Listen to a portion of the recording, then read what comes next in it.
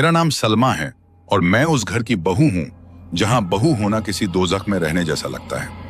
इस छोटे से मकान में 12 लोग रहते हैं और मेरे पति का निधन कई साल पहले हो चुका है, मगर फिर भी इस घर ने मुझे दोबारा शादी की इजाजत नहीं दी, सिर्फ इस वजह से कि मैं उनके बेटे की विधवा हूं। मेरी जवानी को बुढ़ापे में बदल डाला गया। इस घर की हवा हर वक्त बोझिल और घुटन भरी रहती है। मेरी सास एक ऐसी औरत है जो जबान से जख्म देती है और हाथ भी उठा लेती है। मेरा सबसे छोटा देवर कामरान, जो हमारी शादी के वक्त बच्चा था, अब जवान हो चुका है। एक रात वो किसी शादी से लौट रहा था कि रास्ते में उसे एक लड़की मिली, सड़क किनारे खड़ी, रोती हुई। वो कह रही थी कि वो बड़ी मुसीबत में है और कोई उसकी मदद करे। कामरान उसे देखते ही रुक गया क्योंकि वो बेहद खूबसूरत थी। उसकी आंखों में ऐसी मासूमियत और दहशत थी कि कोई भी बेचैन हो जाए। कामरान उसे सीधे घर ले आया। जब हमने पहली बार उसे देखा तो हम सब दंग रह गए। वो लड़की किसी परी जैसी लगती थी। उसका नाम परीशा था। सब उसे प्यार से परी कहने लगे। लंबे घने बाल, नाजुक होंठ, महीन उंगलियां और इतना शांत स्वभाव कि जैसे मक्खी भी न मार सके। मेरी सास ने जब उसकी खूबसूरती देखी तो बजाय नाराज होने के उसे घर में रखने का मन बना लिया। हालांकि शुरू में वो विरोध कर रही थी, लेकिन कामरान की जिद और परी की सूरत देखकर मान गई और कुछ ही दिनों में कामरान और परी की शादी हो गई। शादी की दूसरी या तीसरी सुबह से ही परी पर जुल्म शुरू हो गया। उसे रसोई में झोंक दिया गया। घर के सारे बर्तन, झाड़ू पोंछा, खाना बनाना, बच्चों की देखभाल और बाकी सारे काम उसी के हिस्से में आ गए।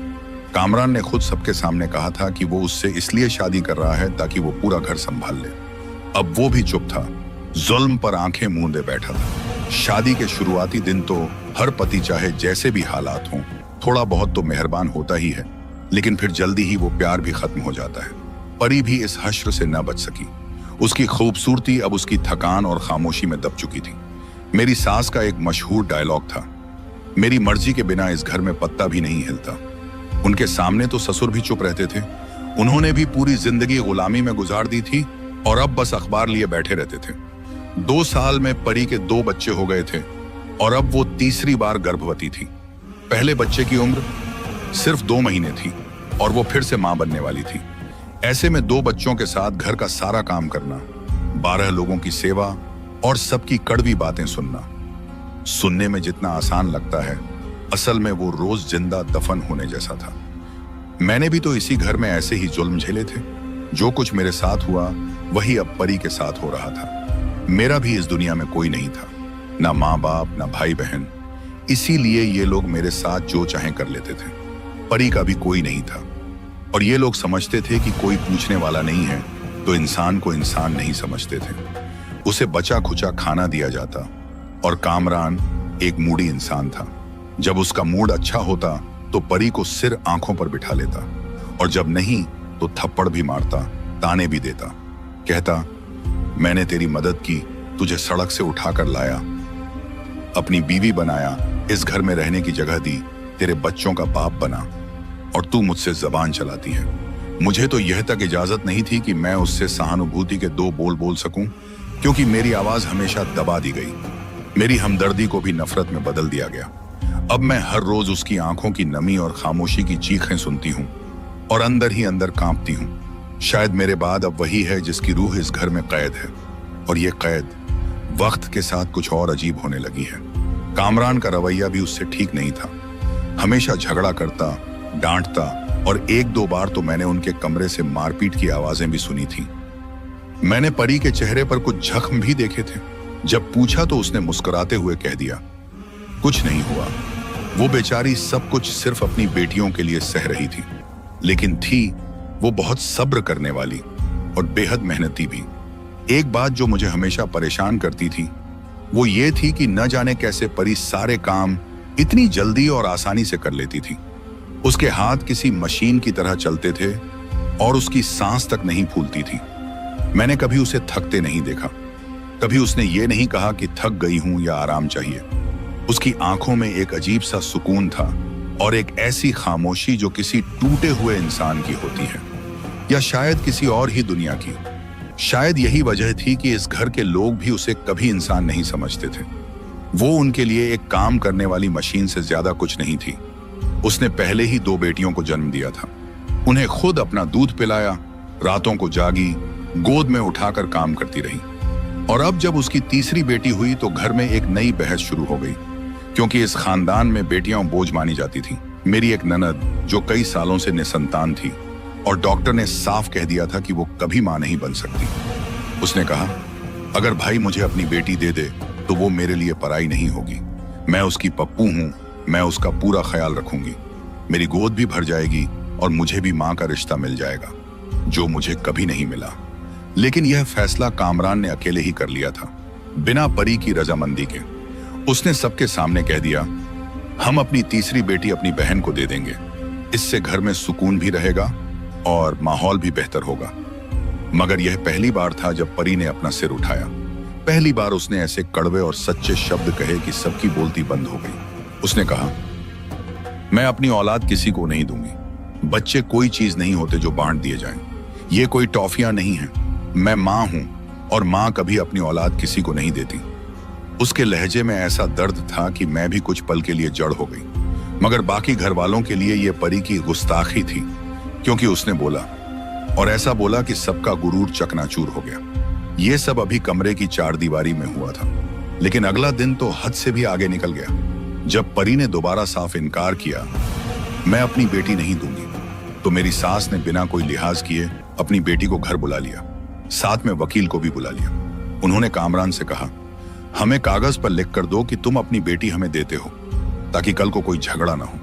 कामरान तो जैसे पहले ही सब मानने को तैयार बैठा था, जैसे कोई आदमी जो किसी खूबसूरत चेहरे के पीछे अपना सब कुछ हार चुका हो।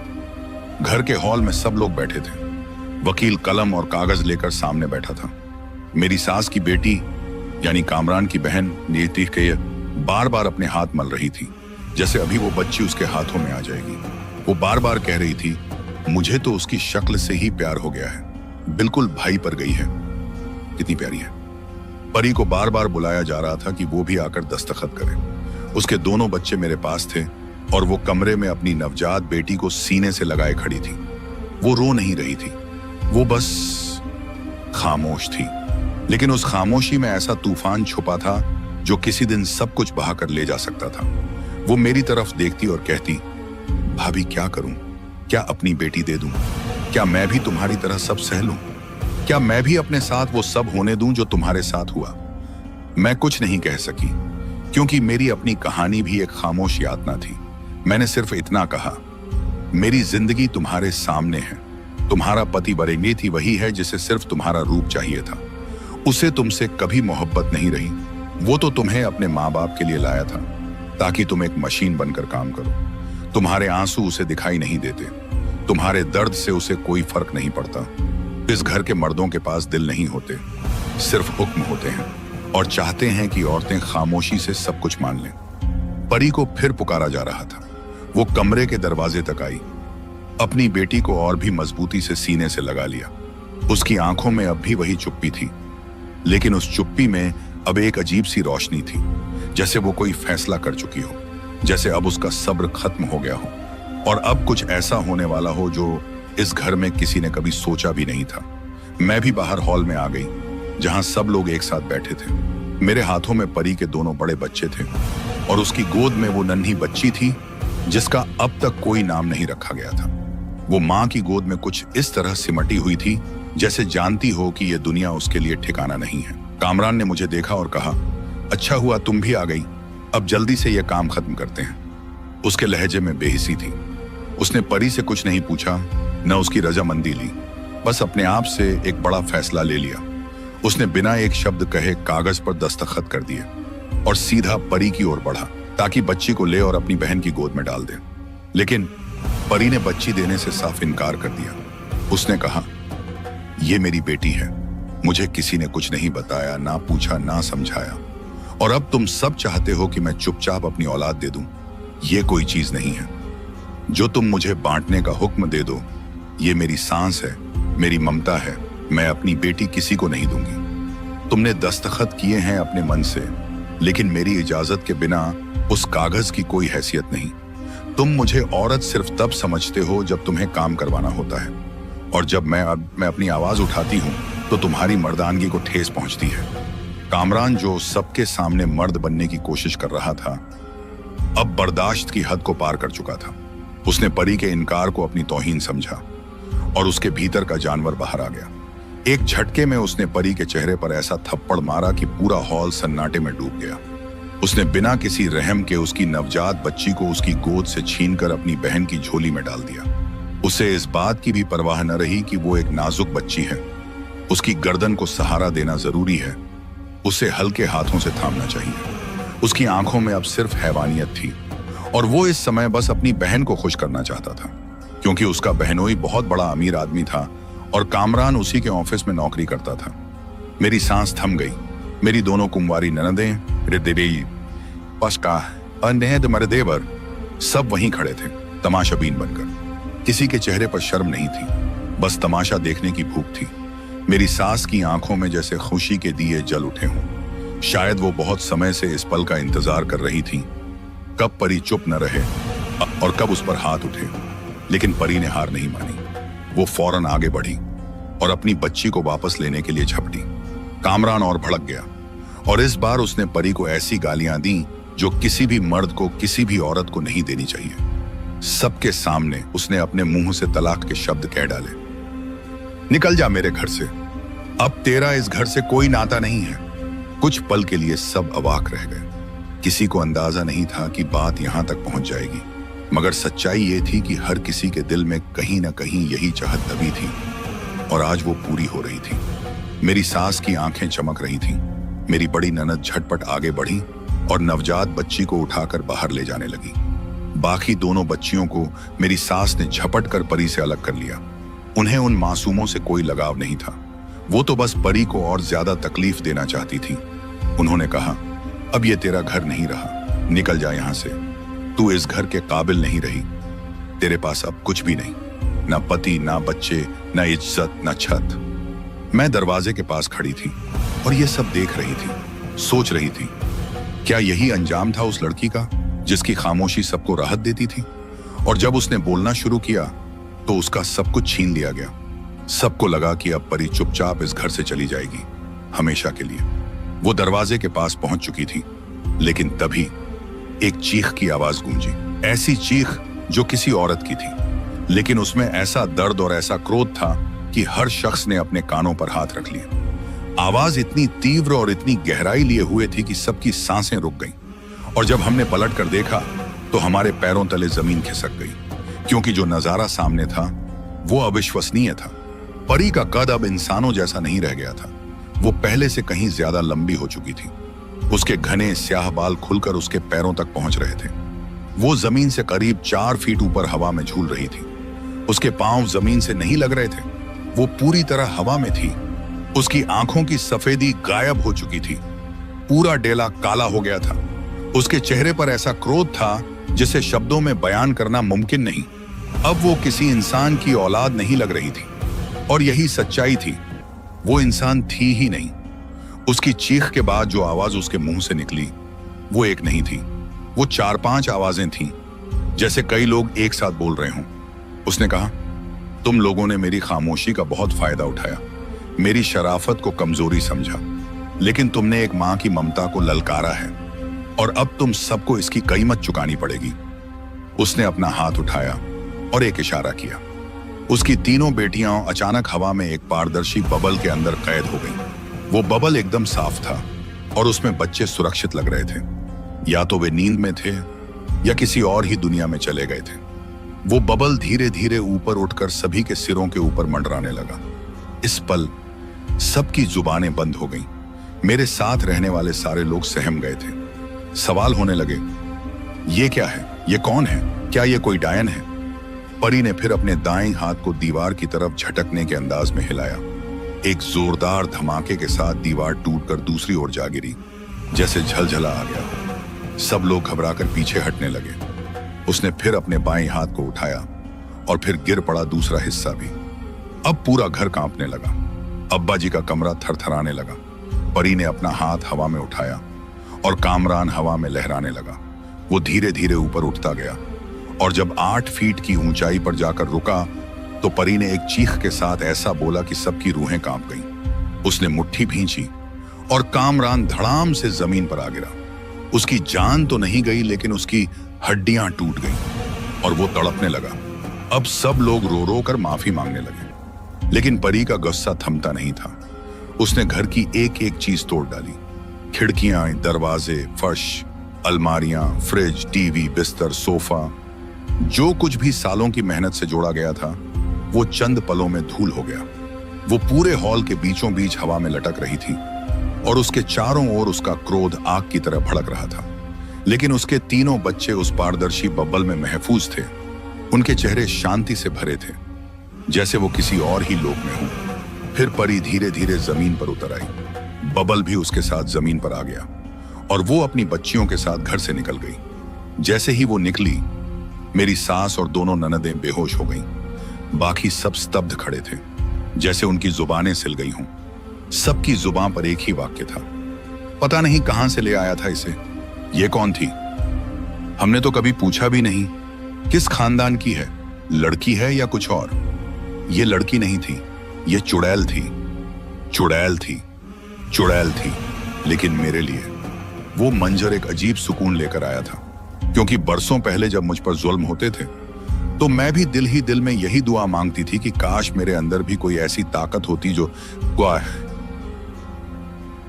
सबको उनके कर्मों की सजा दे सके। और आज जब मैंने वो मंजर अपनी आंखों से देखा तो जैसे मेरा दिल सालों बाद ठंडा हुआ, जैसे मेरी सिसकियां किसी ने सुन ली हो, जैसे मेरे दर्द की गवाही खुद का कुदरत ने दे दी हो। अब उन लोगों के पास कुछ नहीं बचा था, सिर्फ एक घर था जो उनकी मिल्कियत था, वो भी अब टूट चुका था।